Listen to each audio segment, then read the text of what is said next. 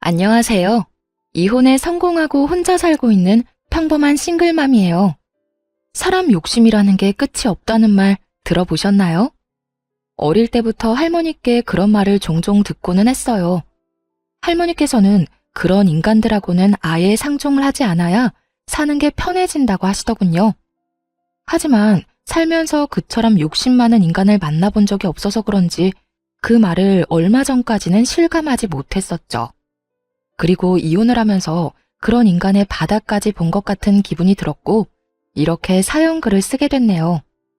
저는 부동산을 가진 아버지의 외동딸로 태어났고 커서는 아버지의 부동산을 관리하는 일을 시작했어요. 남편은 우연히 만났지만 여러모로 대화가 통해서 결혼을 하게 됐고요. 남편은 연애 시절엔 굉장히 잘해줬지만 결혼하면 남의 편이라는 말이 맞긴 하더군요. 모든 일에 자기 부모님을 최우선으로 두길 바라더라고요. 그 마음을 이해하지 못하는 건 아니에요. 사람 마음이야 다 비슷하잖아요. 아마 저도 마찬가지일 거고요. 그때와 같은 일이 벌어진다면 저 역시 저희 부모님을 최우선으로 두고 싶을 테니까요. 무슨 일이냐고요? 결혼 3년 차에 시부가 암에 걸리셨거든요. 이미 진행되고 있는 상황이었기에 솔직히 상태가 좋은 건 아니었어요. 모두가 침울해하고 있는 그때 시모가 그러더군요. 아가, 내가 너희 시아버지 돌보는 게 너무 힘들구나. 나도 몸이 성한 곳 없는 건 마찬가지고 집에서 내가 기댈 곳도 너뿐이다. 네가 시간 날 때 너희 시아버지 병간호 좀 해주면 안 되겠니? 별거 할 건 없어. 어차피 일은 간병인이 할 테지만 워낙 세상이 흉흉해 믿을 수 없으니 말벗 정도만 해주라는 거야. 솔직히 말하자면 정말로 거절하고 싶은 마음이었어요. 아픈 사람을 돌본 경험도 없는 제가 시부를 간병한다는 건 얼토당토 않은 일이라고 생각했거든요.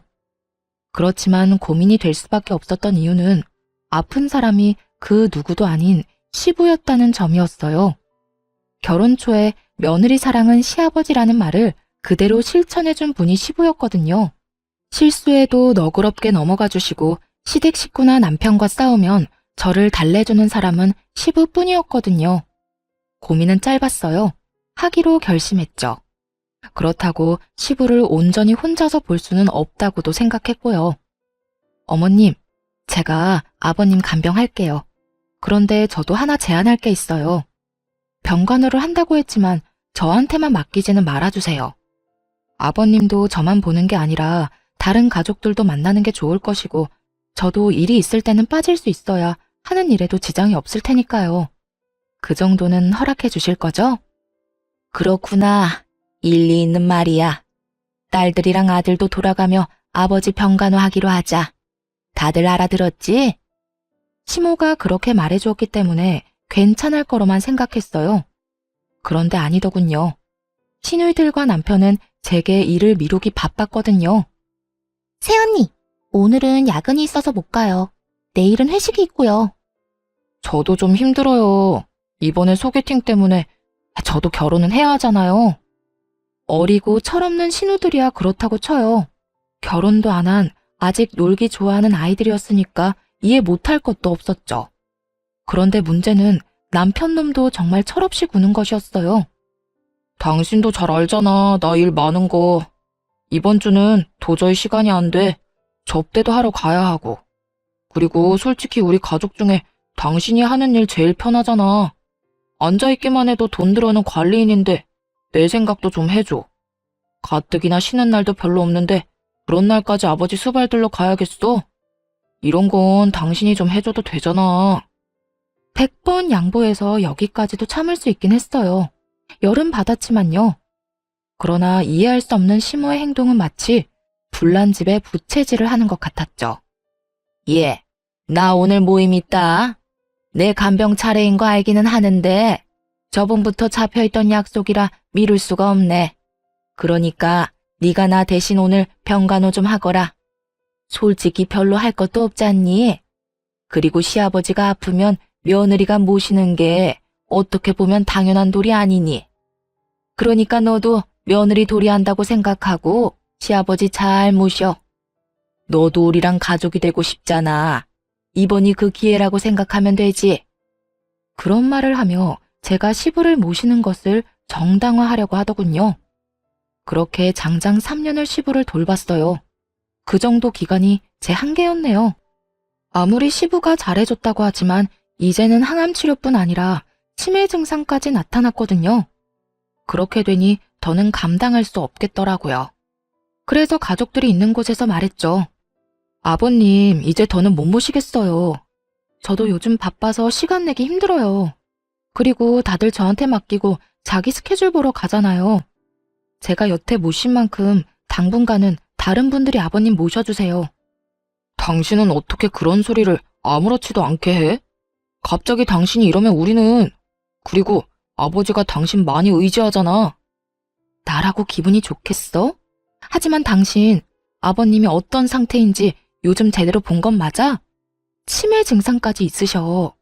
아직은 경증이라 멀쩡하신 시간이 많지만 앞으로 얼마나 더 나빠지실지 알 수 없다고. 하긴 당신은 나한테 맡겨놓고 골프 접대하러 다니느라 몰랐겠지. 뭐? 영업하면 그 정도 할 수도 있는 거지. 그걸로 이러는 거야? 당신이야말로 아버지를 위해 이 정도도 못해? 하고 싶으면 가족들이 하면 되잖아. 아버님 가족들. 그 가족들이 아버님 안 돌보고 방치한 게 자그마치 2년이 넘어. 1년은 그나마 왔다 갔다 정도는 했지. 그런데 2년 동안 다들 어땠어? 나한테 떠맡기고 다들 밖으로만 나돌았잖아. 나도 이제 더 이상은 못해. 집에서 아버님 수발 들고 싶으면 당신이랑 아가씨들 그리고 어머님이 알아서 해. 예, 나까지 싸잡아 그렇게 말하면 어쩌니? 나도 너희 외조모가 아파서 병원에 다니고 있어. 그런데 나더러 친정어머니의 남편까지 보는 건 네가 생각해도 너무하다고 생각하지 않니? 시모의 친정어머니가 편찮으시다는 건 맞는 말이었어요. 하지만 매번 가는 것도 아니었고 아마 핑계라는 표현이 더 맞을 거예요. 어떤 정신 나간 인간이 병원 수발들러 가는데 높은 구두에 치마, 향수에 화장까지 풀 세팅하고 가나요? 수발들려면 편한 옷이 최고인데. 새언니, 우리도 마찬가지예요. 저희 직장에서 일도 많고 쉬고 싶은 것도 있고 약속도 많아서 시간을 내고 싶어도 시간이 안 나는걸요? 언니가 좀만 더 아버지 돌봐주시면... 언제까지요? 대체 언제까지 저 혼자 아버님 수발 들어야 하는데요? 애초에 제가 병간호하겠다고 한 조건은 가족들 모두 함께 아버님 돌보는 거였어요. 그런데 지금 어떻죠? 저 혼자만 일주일 내내 보고 있잖아요. 아, 그래서 열받았다고? 상황이 이렇게 됐으니 당신이 어느 정도 희생은 해야 할 거 아니야. 여기 다 바쁜 사람들밖에 없는데. 희생이라고 했나요? 진짜 열받더라고요. 아니, 저는 뭐 일 안 하고 쉬는 사람인가요? 저도 건물 관리하려면 생각보다 바빴거든요. 남편은 제가 앉아서 돈이나 받으면 끝인 관리인이라고 생각한 모양인데 그거야말로 틀린 생각이죠. 언젠가는 아버지 부동산을 다 물려받을 테고 그걸 관리하는 법을 아버지에게 배우면서 일하고 있는 것과도 같았거든요. 열받아서 욕이라도 하려다가 좋은 생각이 났어요. 시부 병수발 초창기에 시부가 해준 이야기가 있었거든요. 그걸 이용하면 이 시댁이 뒤집어지는 꼴을 제대로 볼 수 있겠다 싶었죠. 그래? 알았어. 그럼 내가 계속 아버님 수발 들게. 기회를 주려고 해도 제 발로 차버리는데 어쩔 수 없는 거 아니겠어? 이렇게 이야기하니 시모가 의아한 눈으로 제게 물었어요. 기회라니, 그게 무슨 말이냐? 네, 아버님이 초반에 제가 수발드는 거 보시더니 고맙다고 사망보험은 수령인을 제 이름으로 해주고 싶다고 하셨거든요. 괜찮다고 말씀드렸더니 앞으로 당신 돌보는 사람에게 주시겠다고 하셨어요. 뭐? 그래서 너는 뭐라고 했는데? 제가 며느리이긴 하지만 피가 섞인 가족도 아니고 배우자도 아니잖아요. 그래서 부담스러워서 받지 않으려고 했는데 이러면 어쩔 수 없죠. 제가 아버님 옆에서 계속 눈도장 찍는 수밖에요. 이 말을 듣더니 시모와 신우들의 눈이 휘둥그레지더군요. 그러고는 순식간에 몸을 숙이며 말하더라고요. 예, 그런 일이 있었으면 미리 말했어야지. 앞으로는 네가 아버지 찾아오지 않아도 된다. 우리가 알아서 할게. 그래, 요즘 우리가 좀 무심하긴 했어. 앞으로는 예미가 아버지 옆에 꼭 붙어 있으마. 시모가 그렇게 말하자 신우들이 옆에서 아우성쳤어요. 엄마, 새치기 하는 게 어딨어. 우리도 아버지 볼 거야. 날짜 정해서 똑같은 시간만큼 보도록 해. 그거 아니면 절대 안 된다고. 일단 주말은 다 빼서 나 줘요. 나는 일하느라 바쁘잖아. 어머니랑 동생들은 일도 안 하는데 주말까지 붙어 있을 이유가 어딨어? 그러니까 무조건 주말은 빼줘야 해요. 네 동생들도 평일에는 일하지 않니? 그러니까 주말을 너희 셋이서 나누고 평일에는 내가 너희 아버지한테 가 있으마. 와이프가 있어야 마음이 안정되지. 아무것도 못하고 그저 시키는 대로만 하는 너희들이 가서 도움될 거 하나도 없어. 엄마가 아버지 독점하려고 하는 거죠? 그럼 일 마친 저녁 시간이라도 우리한테 줘요. 우리도 얼굴 도장 찍을 시간이 필요하다고요. 엄마 혼자서 다 차지하려고? 동생들 말이 맞아요. 어머니 혼자 다 차지할 생각이시면 잘 생각하셔야 할 거예요. 저희는 그렇게 못 놔둬요. 저희도 아버지 볼 권리가 있다고요. 남편 놈까지 그 보험금에 넘어가서는 권리를 운운하고 있는 꼴이 너무 웃겼어요. 속으로 진짜 소리내서 웃고 싶은 거 겨우 참고 있었네요. 그렇게 나한테 떠넘기려고 혈안이 됐던 네 사람이 이제는 서로 아버지 보겠다고 말다툼하는 것 자체가요. 사실 시부가 보험금 수령인 이야기를 한 건 맞아요. 하지만 해준다고 못박아 말씀하신 건 아니었죠. 게다가 중요하게 한 이야기도 아니었고 정말 딱 한 번 초반에 스치듯이 말하고 지나갔을 뿐이었어요. 하지만 그런 대화가 있었다는 것만으로도 네 사람이서 박 터지게 머리 쓰며 싸우더라고요. 서로 시부를 돌보겠다고 하는데 아우, 속에 막힌 돌덩이가 쑥 내려가는 기분이랄까요? 그렇게 수발드는 모임에서 드디어 한 발 빠지게 됐죠. 돈 앞에 장사 없다는 걸 깨닫게 되었네요. 그리고 이 시댁 인간들이 얼마나 돈에 환장하는지도 이때 알았고요. 그 이후로는 시부를 보러 간 적이 없네요. 문병 정도로 짧은 시간 다녀온 적은 있어도 제가 갈 때마다 시댁 식구들의 견제가 심해지는 통에 오래 있지도 못하고 바로 돌아와야 할 정도였죠. 편했어요. 이제 별다른 문제 없을 거라 생각하며 평온한 하루를 보냈어요. 그런데 제가 애를 낳고 쉬는 동안에도 아버지가 월급을 대신해서 용돈을 꼬박꼬박 챙겨주셨거든요. 그 용돈이 남편 월급보다도 많다는 걸 시모와 신우들이 알게 된 것이 화근이 되었고요. 친정아버지가 저 고생하는 거 보기 싫다고 사위인 남편에게 액수를 오픈해버렸거든요. 이 정도까지는 도와줄 테니 내 딸한테 무리시키지 말라고 으름장을 놨던 거죠. 뭐 그런 말을 들었다고 사람이 금방 바뀌는 건 아니었지만요. 대신 시모와 신우들의 눈이 바뀌긴 했죠. 예, 너 혹시 돈 좀 있니? 네 시아버지도 저렇게 아프고 내가 돈 쓸 곳이 있는데 돈 나올 곳은 없으니까 힘들구나. 혹시 돈을 좀 빌려줄 수 있어? 한 300만 원이라도. 많이 급하신가 보네요. 용돈으로는 감당하기 어려운 금액이기도 하고, 그런데 제가 그냥 빌려드릴 수는 없고 차용증을 썼으면 좋겠어요. 제가 아버지에게 용돈을 받긴 하는데 그 돈이 다 아버지 명의 계좌에 들어가 있어서 그냥 드릴 수는 없거든요. 괜찮으시겠어요? 괜찮다마다. 차용증이야 얼마든지 써줄 수 있어. 그러니까 좀 부탁한다. 염치가 없다고는 생각한다만 그래도 이렇게 도와줄 사람이 옆에 있는데 대출이나 금융기관 돌아다니는 것도 웃기지 않니? 어차피 일을 안 해서 대출 금액도 안 나오겠고 말이지. 주절거리는 시모를 뒤로 하고 차용증을 써줬어요. 그런데 그 뒤로는 신우들도 와서 돈을 빌려가더군요. 웃긴 건 갚을 생각은 않고 계속 빌려만 가더라고요. 마치 ATM에서 돈 꺼내 가듯이 말이죠. 처음에는 별말 안 했어요. 차용증이라는 강력한 문서가 있었으니까요. 남편은 이걸 아는지 모르는지 별 생각이 없어 보였고요. 그렇게 시모와 신우 둘이 빌려간 금액이 2년 만에 1억 정도로 불어나더군요.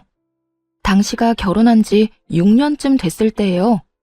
그 금액을 이 인간들이 어떻게 감당하려고 그러나 슬슬 걱정이 되기 시작할 무렵 친정엄마에게 안 좋은 소식이 들려왔어요. 뇌졸중으로 고생하며 재활에 전념하던 어머니에게 2차로 뇌경색이 발견된 거예요. 게다가 이번에는 반대쪽 뇌였기 때문에 결국 양쪽 다 제대로 못 쓰는 처지가 된 거죠. 재활 전문병원에 입원하셔서 한참을 치료받았지만 상태가 그리 호전되진 않았어요. 외로움 많이 타는 어머니를 병원에 홀로 있게 두는 것도 좀 그랬고, 그렇다고 아버지에게 어머니 병간호를 부탁하는 것도 어려운 일이었죠. 아버지도 당뇨를 포함해 여러 지병에 시달리고 있었으니까요. 무리를 하거나 스트레스를 받을수록 몸 상태가 더 안 좋아지셨거든요. 결국 이번에는 친정어머니 병간호를 하기 시작했어요. 집에서 모시는 건 아니었고 병원에 가서 보는 거였으니 그나마 마음은 좀 편했죠. 그런데 남편놈이 어이없는 딴지를 걸더군요. 나 당분간 우리 친정엄마 병간호 때문에 병원으로 출퇴근할 예정이야. 집에 없으면 병원 가 있는 줄 알고 있으면 돼. 장모님 병원에 입원하셨잖아. 근데 너까지 꼭 병간호하러 가야 해? 간병인도 있다며. 간병인이랑 엄마 둘만 두는 거 내가 싫어. 우리 엄마 외로움을 얼마나 많이 타는데. 지금 엄청 심적으로 힘드실 거라 옆에서 위로해드리고 싶어서 그래. 그래서 지금 친정어머니 모시느라 애들이며 나며 다 내팽겨치겠다고? 당신 이렇게 이기적인 사람이었어? 나도 지금 바쁜 사람이야. 진급을 눈앞에 두고 얼마나 중요한 시점인데 네가 이러면 나는, 애들은. 여태 내가 다 케어했잖아. 그러면 당신도 좀 양보라는 걸 해. 언제까지 나한테 다 의존할 건데? 그렇게 싸웠음에도 결론은 나지 않았어요. 아니, 제게는 이미 친정엄마를 병간호해야 한다는 확고한 결론이 있었고 남편놈에게는 저를 절대 못 보내준다는 확고함이 있었으니 이야기는 평행선만 달리고 있었죠. 그리고 며칠 뒤 시모가 연락이 와서는 헛소리를 짓거리더군요. 아니 너는 어떻게 시집 온 애가 친정에 목을 매니? 너 죽어도 이 집 귀신이야. 네가 여기 시집 왔다는 건 그런 뜻이라고.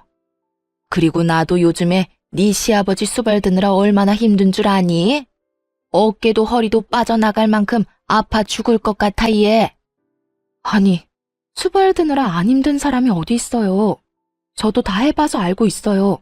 그걸로 생색내시면 안 되죠.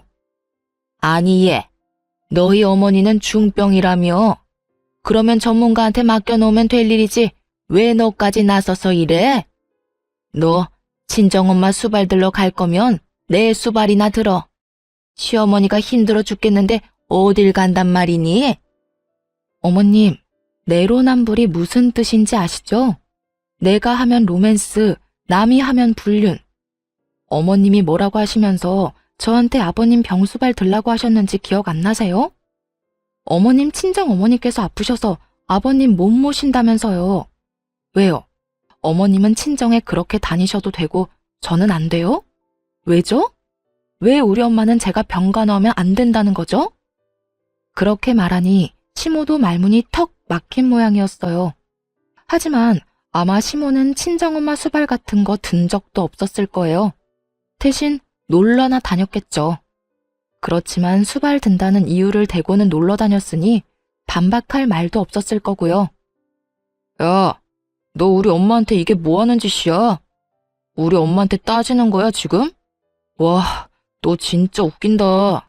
아버지 아파서 다들 아버지 모시느라 힘든데 어떻게 너 혼자 이렇게 태어내? 너는 왜 이렇게 이기적이야? 너도 우리 가족이라고. 우리 결혼한 거잖아. 그러니까 그러면 너도 내 가족이지. 우리 부모님 아파서 저러고 있는데 나한테 병간호도 못 가게 하는 게 남편이야? 그러는 네가 사위냐고. 웃기지도 않아? 보험금 탐나서 거기 붙은 인간들이 이제는 나 아버님 얼굴도 못 보게 하는데 태어나지 않을 건 또 뭔데? 뭐? 너 지금 말 다 했어? 넷이서 알아서 잘 모시고 있잖아. 나한테는 기회 줄 생각도 없으면서. 그리고 아버님 돌볼 정도로 건강한 어머님한테 내 수발이 필요하다고 생각해? 두 손 두 발 못 쓰는 우리 엄마는 왜 내 병간호조차 못 받게 하냐고 왜? 내가 친정엄마한테 간다니 그건 싫으니? 싫다는 게 아니잖아. 굳이 네가 장모님을 모실 필요가 있느냐는 거지. 왜? 아버님 수발에 육아 집안일까지 다 네 거 될까봐 걱정이야? 차라리 그런 이야기를 했으면 가사 도우미라도 붙여두겠다고 했을 텐데. 너 노선 진짜 잘못 잡았어. 나 묶어두려는 모양인데 그거 완전 꽝이라고. 이기적인 인간? 그거 너 이야기 아냐? 한바탕 화를 내고는 시댁에서 혼자 나왔어요. 있어봐야 좋은 소리 들을 것도 없고 열만 받았을 테죠. 그리고 저 인간들은 지금 자기들이 뭘 잘못하고 있는지도 몰랐어요. 제가 성격도 모르고 있었고요. 저는요, 한 번 아니다 싶으면 영원히 아닌 사람이거든요. 인내심이 많은 것은 착해서가 아니라 한 번 결정하면 인연을 확 끝내버리기 때문에 기회를 여러 번 주는 것이라는 걸 저것들이 모르고 있었다는 거죠. 그래서 이참에 끝을 내주기로 했어요. 그 길로 친정엄마가 입원한 병원으로 갔고 외박계를 신청했죠. 이미 급성기는 지나셔서 외출 정도는 가능한 상태였지만 혹시나 모르니 능력 있는 간병인까지 한 명 고용해서 집으로 모셨어요. 그리고 안방에 친정엄마를 모시고 방에 있던 남편 물건은 모조리 작은 방으로 다 던져버렸네요. 저녁에 남편이 집에 오더니 그 상황을 보고 경악을 금치 못하더군요. 그러면서 저를 작은 방으로 끌고 오더니 문을 닫고 한바탕 소리를 질러댔어요. 당신 설마 장모님 여기까지 모셔온 거야? 도대체 무슨 생각인데 왜 이렇게까지 해? 병원 가지 말라고 한 게 그렇게 화날 일이었어? 그래서 나 보란 듯이 이런 짓 한 거야?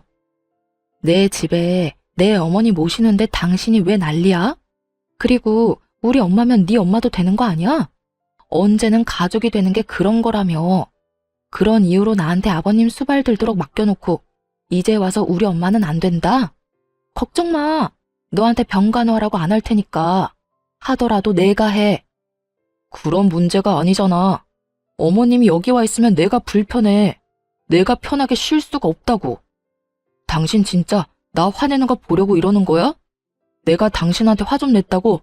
이거 보복성이지? 보기 싫으면 네가 나가면 되지. 나 안 나가. 당신이 나가서 살던 뭘 하던. 그러니까 나는 내 할 일 하고 당신은 당신 할 일 하면 되는 간단한 상황이라는 거지. 와, 내가 이 집 주인인데 왜 내가 나가는 건데? 나는 못 나가. 만약 나 쫓아내면 우리 이혼하는 거야? 나 이런 식으로는 못 산다고. 당신 돈 많다고 눈에 뵈는 게 없나 본데 이건 분명히 당신한테 유책 사유가 있는 거거든? 유책 사유? 웃기고 있네. 야, 네가 한 짓을 생각해봐. 네가 한 짓이 내가 한 짓보다 더하면 더했지 덜하진 않을걸? 그래, 너 맘대로 해. 이혼을 하자면 하고. 근데 미리 말하는데 난 이혼함과 동시에 모든 걸 원상태로 돌릴 거야. 그거 잘 알고 하라고. 무슨 뜻인지 제대로 이해를 한 건지는 모르겠지만 그렇다고 더 자세히 가르쳐줄 생각도 없었어요. 자기가 알아서 하겠죠. 남편 놈은 진짜로 열이 받았는지 변호사를 통해 이혼 소송을 진행하겠다는 연락이 왔더라고요. 내심 재산 분할하면 이 집에 대한 권리며 여러 가지를 자기한테 유리하게 진행할 수 있을 거라 생각한 모양인데 어림없죠. 저도 그냥 당하고만 있을 사람은 아니었거든요. 소장을 받은 그날 변호사를 고용해 본격적인 이혼 소송을 진행하기로 했어요. 그리고 그날 저녁 집으로 들어온 남편에게 말했죠. 오늘 짐 싸서 나가. 미쳤어? 여기 내 집이야. 내가 이 집 살 때 5천만 원 낸 건 기억도 안 나나 봐. 집값에 비해 워낙 작은 금액이라 기억도 안 났지만 웃으며 말했죠. 그거? 그 5천만 원 가지고 지금 집에 대한 소유권을 주장하려는 거야? 근데 어쩌나? 내가 그렇게 인정해주고 싶어도 일단 계산이 끝나지 않으면 인정해줄 수가 없거든. 그 말과 동시에 시모와 신우가 빌려간 돈에 대한 차용증을 남편 앞에 뿌려줬어요. 바닥에 떨어지는 서류들을 보며 남편 놈은 처음에는 이게 뭔가 하고 쳐다보더군요. 그리고 이내 그것이 차용증이라는 걸 알아보더라고요. 그리고 그 돈을 빌린 사람이 자신의 어머니와 두 동생들이라는 것도 알게 됐죠. 그거 당신 어머님이랑 당신 동생들이 나한테 빌린 돈이야. 아니, 따지면 우리 아버지 통장에서 빌려간 돈이지. 금액 다 합쳐보면 1억 넘으니까 이 돈 지금 당장 상환할 거 아니면 지금 이 집에서 나가야 할 건 너야. 그게 무슨 말이야? 난 이 집에서 못 나가. 아니, 안 나가. 내가 이 집 살 때 5천만 원 분명히 해왔다고. 그만큼은 나도 이 집에 있을 권리가 있지. 네가 뭔데 나가라 말아야? 그리고 이건 내가 빌린 게 아니라 우리 가족들이 빌린 거잖아. 내가 그걸 갚아야 될 이유가 있어? 당연히 있지. 이거 받아갈 때 계좌가 네 명의 계좌였거든? 어머님이 쓰시는 계좌.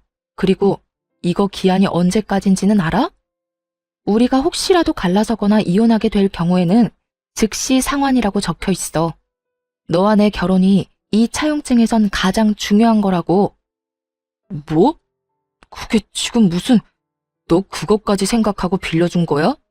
와, 너 진짜 무서운 애다. 어떻게 사람이 그렇게 계산적이니? 그건 너겠지. 지금 자기소개해? 하긴, 너야 너희 집이 망하든 말든 뭔 상관이겠어? 넌 너만 잘 살면 되지? 어머님이나 동생들이 1억 못 갚아서 집이라도 팔면 참 좋겠다. 그런데 그렇게 되면 너한테 같이 살자고 하지 않을까? 뭐?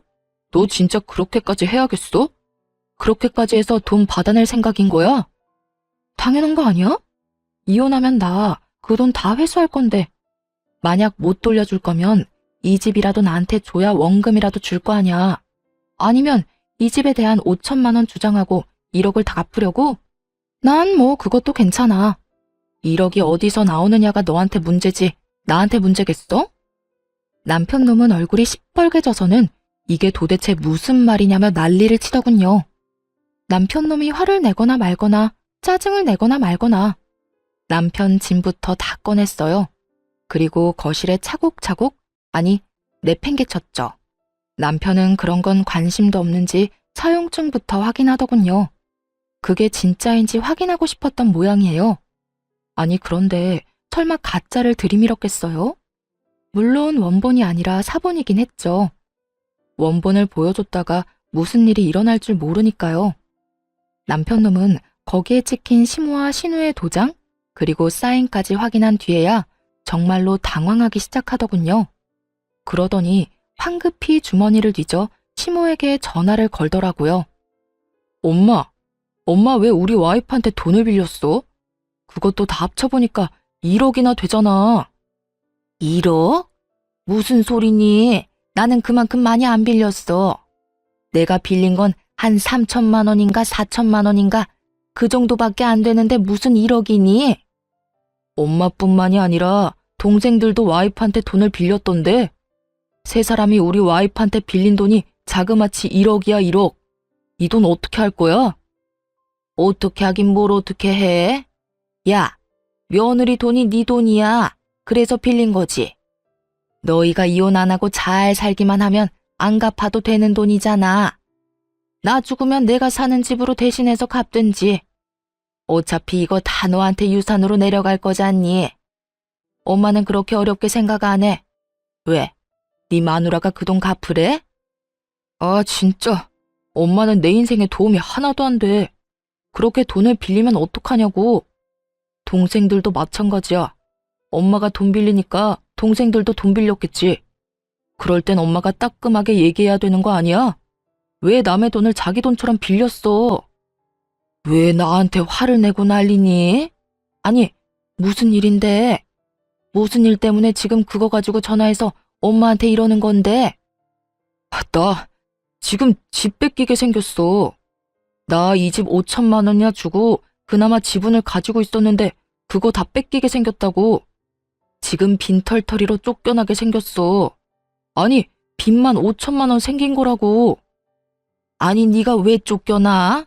너 며느리랑 싸웠니? 그래서 그래?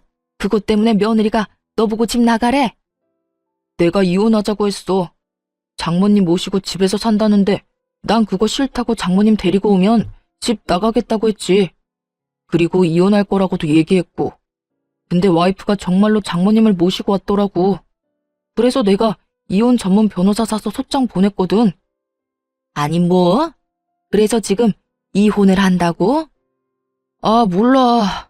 나더러 빈털터리로 이 집에서 나가야 된다고 하면서 차용증을 들이밀잖아. 도대체 엄마랑 동생들은 사고를 얼마나 친 거야? 나 몰래 돈을 왜 이렇게 빌렸냐고. 지금 당장 돈 모아서 1억 갖고 와. 나는 그거 내고 이 집에 대한 소유권 주장해야 되겠어. 재산 분할도 하고 내 돈은 받아야 될 거 아니야. 예, 갑자기 그런 큰 돈이 어디서 생겨? 이 한밤중에. 엄마가 1억이 있었으면 돈을 빌렸겠니? 이혼하지 말고 버텨. 그냥 잘못했다고 무조건 빌어. 그리고 뭐 장모님이랑 좀 같이 살아도 되지. 1억 안 갚는 대신에 그 정도 할 수 있잖아. 엄마, 내가 싫다고. 나 어른들하고 같이 사는 거 힘들어서 못해. 신경 쓸 게 얼마나 많은지 알아? 몰라. 난 모르겠으니까 엄마한테 이야기하지 마. 네 동생들한테 얘기해서 5천만 원이라도 빌릴 수 있는지 알아보든지. 엄마는 돈 나올 구석이 없어서 네 와이프한테 돈 빌린 거야. 그러니까 나한테 이런 식으로 다그치지 마. 네가 능력이 있었으면 엄마가 네 와이프한테 그랬겠니? 따지고 보면 다 네 탓이지. 어쨌든 엄마한테는 돈 달라고 얘기하지 마. 알았어? 그렇게 시모는 차갑게 전화를 끊어버리더라고요. 남편이 두 여동생에게 전화를 했는데 그 전화들도 남편에겐 그리 좋은 소식이 아니었죠. 오빠는 도대체 무슨 일을 그런 식으로 해? 세연이한테 무조건 잘못했다고 빌어. 알았어? 나 그 돈 솔직히 말해서 갚을 생각 없이 빌린 거란 말이야. 세연이가 워낙 돈이 많잖아. 그래서 빌린 건데 오빠야말로 이렇게 사고를 치면 어떡해? 야, 넌 나한테 할 말이 그거밖에 없어? 넌 뭔데 내 와이프한테 돈을 왜 빌린 건데? 당장 돈 다 갖고 와. 너 가지고 있는 거 다 팔아서라도 가지고 오라고. 네가 가지고 있는 명품들. 미쳤어? 그건 내 목숨이나 똑같아. 무조건 세연이한테 빌기나 해. 빈털터리로 이혼당하지 말고. 그리고 오빠 이혼해도 나 그 돈 못 줘. 오빠가 다 갚아야 한다고. 너 미쳤구나. 네가 빌린 돈을 내가 왜 갚아? 네가 갚아야지. 거기에 다 적혀있어. 내가 못 갚으면 오빠가 갚아줄 거라고. 그건 무효야. 내가 차용증 쓰는 자리에도 없었는데 왜 내 이름을 팔아? 몰라. 법적인 건 모르겠고 그렇게 됐으니까 오빠가 알아서 하라고. 그렇게 전화를 끊고서야 남편 놈은 약간 제정신이 돌아왔나 보더라고요. 화가 나서 이혼 소장을 보낼 때랑은 깜판인 얼굴로 그러더군요. 여보, 미안해. 내가 말이 좀 심했던 것 같아. 사실 그렇지. 우리 아버지도 모시라고 했는데 당신 어머니 못 모시게 하는 것도 말 안 되는 일이긴 하지. 내가 요새 너무 스트레스 많이 받아서 잠깐 돌았었나 봐. 내가 왜 그런 짓을 했는지 모르겠네. 변호사한테 얘기해서 소송 진행하는 거 없던 일로 할 테니까 당신도 이 정도쯤에서 나 용서해주고. 나는 용서할 생각 없으니까 당장 짐 싸서 나가. 우리 엄마 모셔야 되니까 나가라고. 나랑 우리 엄마 정신 사납게 해놓고 그냥 넘어갈 생각은 아니지? 나는 한번 피를 보면 끝장을 보는 사람이야. 네가 먼저 시작한 거고 난 끝장을 봐야겠어. 걱정하지 말고 나가. 돈은 내가 어떻게든 다 받아낼 테니까. 여보, 제발 부탁이야. 나 이렇게 나가면 갈 곳도 없어. 그리고 갚을 돈도 없다고. 1억을 도대체 무슨 수로 갚아? 그건 나한테 할 말이 아니지. 당신 어머니랑 당신 동생하고 상의해야 되는 일 아니야? 아니면 내가 5천 떼줄까? 대신 이 집에 대한 건 미련 버리고 깔끔하게 1억 갚으면 되지. 의미가 없잖아. 그냥 용서해주면 안 돼? 내가 그냥 잠깐 정신 나갔다고 생각하고 앞으로 당신한테 바짝 엎드려서 살게. 이렇게 빌게, 제발. 빌 거 없고 그냥 나가기만 하면 돼. 이혼 서류 다시 보냈을 때 확인했고 우리도 차용증 관련해서는 증거자료 소명할 테니까 그렇게 알아. 그리고 네가 왜 갈 데가 없어? 너 시댁 가면 되잖아. 어머님이랑 아버님이랑 두 동생들 있는 시댁 가서 잘 살면 되지. 아니면 그 집 담보로 대출이라도 당기면 되겠네. 그걸로 1억 갚고 나면 너도 이 집 소유에 대해서 주장할 수 있지 않겠어? 그렇게 말은 했지만 솔직히 그대로 될 거라는 생각은 안 했어요. 시모가 돈이 없다고 절 찾아왔을 때 다른 곳에 연락을 안 해보고 왔을 리가 없잖아요. 분명히 은행이며 대출이며 다 알아보고 왔을 거예요. 시부가 지금 병상에 있으니 시가에 대한 권한을 가지고 있는 건 와이프인 시모였죠. 시부가 참 마음이 착한 사람이거든요. 말년에 그 집에 시모 이름을 넣어 공동 명의로 해줬다고 하더라고요. 그랬으니 분명 자기 지분에 대한 담보대출에 대해서 최소한 물어는 봤을 가능성이 컸죠. 여보, 진짜 이럴 거야? 우리 같이 산 세월이 있는데 한 번 실수한 거 가지고 이러는 건 아니잖아. 한 번 실수? 너 한 번만 실수한 거 아니거든? 나한테 여러 번 실수했어. 그간 내가 참아준 거고. 내가 왜 참아줬는 줄 알아? 난 한 번 아니라고 생각하는 건 끝장을 봐야 속이 시원한 사람이거든. 그래서 끝까지 참아준 거야.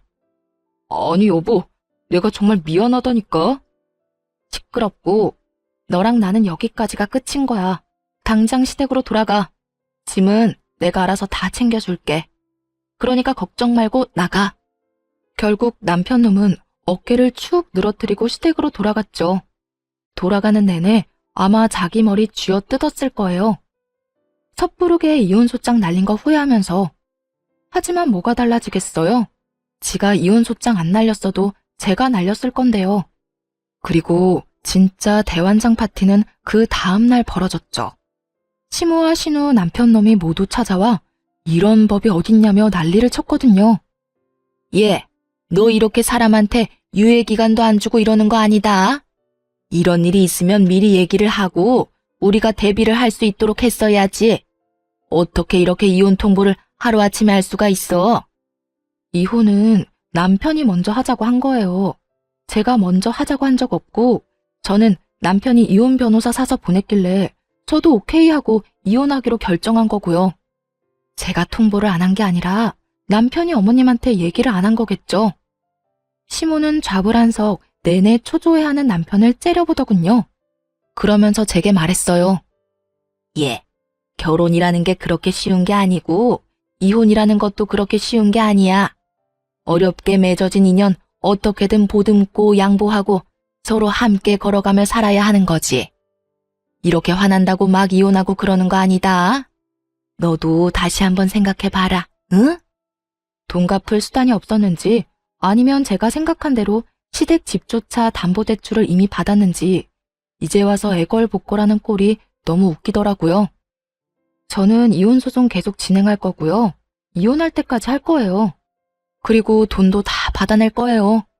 저한테 와서 이러지 마시고 돈이나 어떻게 상환할지 가서 상의해보세요. 차갑다 못해 서리빨이 부는 제 목소리에 결국 아무도 대꾸 못하고 나가버리더군요. 제가 며느리로서 가족이 되려고 노력했을 때는 자기들이 떵떵거리며 저한테 큰 소리 칠 수 있었겠지만 이제 이혼을 눈앞에 두고 있으니 저한테 그 사람들은 그냥 돈 빌려간 사람일 뿐이잖아요. 그 사람들한테는 내가 돈을 빌려준 사람이고요. 그러니 이렇게 저자세로 나오는 것도 당연한 일이었죠. 그런데 이렇게 정신없는 와중에 시댁에는 또 사건이 터졌더라고요. 시부가 결국 흡인성 폐렴으로 앓다가 돌아가시게 된 거였어요. 그간 치매까지 중증으로 진행돼서 굉장히 힘든 상황이었는데 시부가 돌아가셨다니 슬프긴 하더라고요. 게다가 시부는 돌아가실 때까지 워낙 아프셔서 평생 모으신 돈을 치료비로 끌어다 쓰신 걸로 알아요. 그래서 이렇다 할 재산도 없고 시모가 살고 있는 집이 전부라고 알고 있었거든요. 그런데 그 와중에 시모와 신우들은 시부의 사망보험금에만 다들 정신이 팔려있더군요. 하긴 그게 나오면 저한테 1억 갚고 집에 관해서도 주장할 수 있으니까요.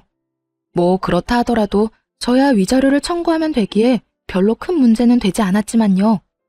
그런데 정말 그들에게 경악스러울 법한 상황이 발생했어요. 저도 이런 상황이 생길 거라고는 꿈에도 상상조차 못했네요. 야, 너 이게 어떻게 된 일이니? 왜 우리 남편 사망보험금 수령인이 너 이름으로 돼 있는 거야? 그 이야기를 듣는데 깜짝 놀랐어요. 시부가 지나가듯 했던 한마디, 그것도 해줄까 싶다라고 지나가는 말로만 들었을 뿐이었거든요. 그런데 정말로 제 이름으로 되어 있었다니. 저도 모르죠. 보험회사에 연락해 보셨어요? 보험사를 이야기하자 시모의 눈에 띄게 당당하던 기색이 줄어들더군요. 뭔가 있다 싶었어요. 설마 시모가 그런 조사도 안 해보고 이렇게 따질 사람은 아니라고 생각했지만 도대체 어떤 상황이길래 갑자기 저러는지 알 수가 없었죠. 말해보세요. 보험회사에서는 뭐라고 하는데요? 대답이 없길래 직접 보험 설계사에 전화를 해서 물어봤어요. 그랬더니 그 설계사가 이렇게 말하더군요. 아유, 며느님이 아버님한테 얼마나 잘했는지 나한테 전화 와서는 자기 사망보험 수령인을 며느리로 바꾸고 싶다고 하시더라고요. 그래서 제가 같이 가서 바꾸는 거 도와드렸죠. 그게 언제였는데요? 그때는 치매 진단받기 전이라 아무 문제 없이 처리됐을 거예요. 암 진단받은 지 2달 만에 바꾸신 거라 저도 의아해서 물어봤더니 며느리가 자기 수발 드느라 고생이 많다고 이거 주고 가면 손자에게도 도움이 되지 않겠냐고 하시더라고요. 보험 설계사의 이야기를 듣던 시모가 혀를 차며 말하더군요. 그 인간이 뭘 잘못 먹어도 한참 잘못 먹었지. 병간호하고 2달 만에 수령인을 바꿔? 아니, 돈 많은 며느리 걱정을 왜 해? 돈 없는 우리나 걱정해야지. 아마 아버님은 저희가 이혼할 거라고는 생각 안 했겠죠. 우리가 이렇게 틀어질 거라는 생각도 못 했을 테고요. 그래서 아무 생각 없이 제 앞으로 보험금 수령인을 남긴 것 같아요. 게다가 그건 다른 가족들에게 경고의 메시지이기도 했을 거예요. 너희들이 나를 방치하면 내가 며느리에게 더 잘해준다는 경고. 그런데 문제는 그렇게 해놓고 치매에 걸려버린 거죠. 그래서 보험 수령인에 대한 건 새까맣게 잊고 정신없는 나날을 보내셨던 거고요. 사망보험금은 얼마나 되는데요? 금액은 얼마 안 돼요. 1,000만 원 정도예요. 사망보험금이 1,000만 원밖에 안 된다는 말을 듣고 한숨이 나왔어요. 그 돈으로는 이 사람들 급한 불도 못 끌 거였거든요. 금액을 알고 나니 시모와 신호의 표정이 안 좋아졌어요. 그 1,000만 원을 받아봤자 세 발에 피었으니까요. 시댁집을 팔고 싶어도 지금 네 사람이 다 그 시댁에 살고 있고 담보대출은 이미 받았는데 상속세까지 내야 하니 상황은 더욱 엉망이었을 거예요.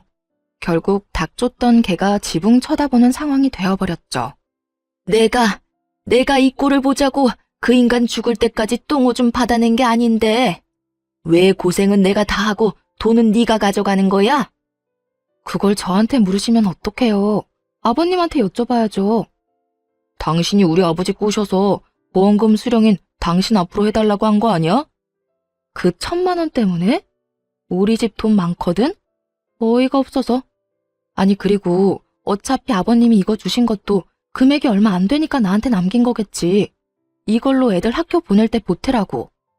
난 그렇게 할 생각이니까 다른 할 말 없으면 가보세요. 다 알아보고 왜 여기 와서 난리야? 아, 우리 진짜 완전 망했어. 너 하나 때문에 이게 지금 무슨 꼴이니? 어떻게 책임질 거야? 네가 멋대로 이혼하는 바람에 이렇게 됐잖니? 네가 다 책임지라고. 남자가 돼서 그거 하나 못 참고 이혼을 이야기해? 그러는 엄마는요? 와이프가 장모님 수발 든다는데 왜 말렸는데요? 엄마가 그거 말리는 바람에 와이프가 더 화난 거잖아요. 그것 때문에 집에 장모님 모시고 온 거고.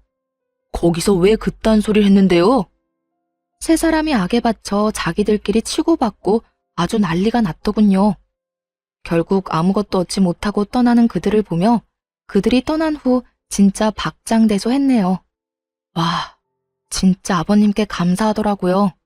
그 돈은 아버님 손주에게 그대로 물려주려고 생각했죠.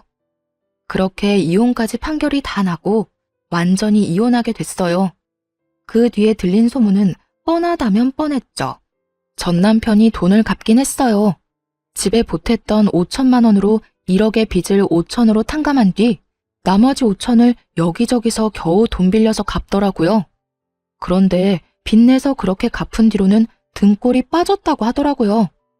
5천만 원, 어떻게 보면 큰 돈은 아닌데 시모가 빌린 대출도 있잖아요. 그것도 갚아야 되는 거예요.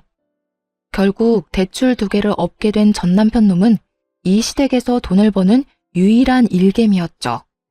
그런 전 남편 놈에게 시모와 신우는 일도 안 하면서 돈이나 달라고 짹짹대는 바람에 결국 전 남편 놈은 집에서 나가 자취를 하고 있다고 해요. 욕심, 욕심. 그 끝없는 욕심 때문에 전 남편 놈은 망했고 지금도 영원히 고통받고 있는 중이었죠. 시모와 신우들도 그 죗값을 치르고 있고요. 예전만큼 풍족하게 살고 있지 못하니까요. 저는요, 가끔 우울한 생각이 들거나 기분이 안 좋을 때는 이때 일들을 떠올리면서 기분 전환을 하곤 해요. 정말 뒤통수를 제대로 친 기분이라 속이 시원했으니까요. 게다가 재미도 있었고요. 어떠셨나요? 여러분에게도 재미있는 이야기가 됐으면 좋겠네요. 모두들 행복한 시간 보내세요.